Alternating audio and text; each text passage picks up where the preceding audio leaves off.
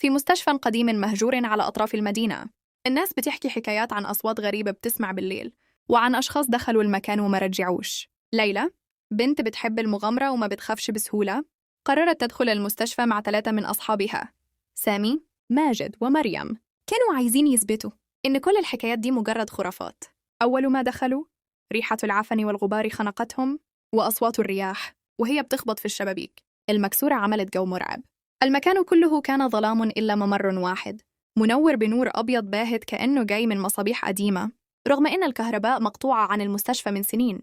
سامي قال وهو مستغرب: إيه ده؟ مين اللي منور الممر؟ ليلى ردت وهي بتحاول تبين شجاعة: ممكن حد دخل قبلنا، خلونا نشوف. مشوا ببطء، وكل خطوة كان صدى صوتها بيرن في جدران المستشفى.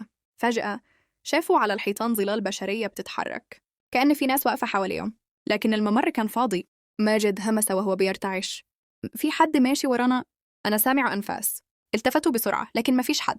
وفجأة الباب اللي دخلوا منه اتقفل بقوة ودوى صوته في كل المكان. مريم صرخت: الباب اتقفل، إحنا محبوسين. النور الباهت بدأ يضعف، والممر بقى أغمق وأغمق لحد ما بقاش ظاهر غير ظل واحد طويل بيقف في آخر الممر. الظل بدأ يتحرك ناحيتهم بخطوات بطيئة، ومع كل خطوة كانوا يسمعوا صوته كأنه بيخبط على الأرض. ليلى حاولت تمسك أعصابها وسألت بصوت عالي: أنت مين؟ الظل وقف فجأة، وبصوت عميق ومخيف قال: أنتوا اخترتوا الطريق الغلط، وما فيش رجوع.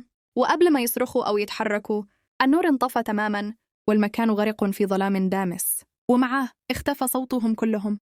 ومن بعدها محدش رجع يشوف ليلى أو أصحابها تاني.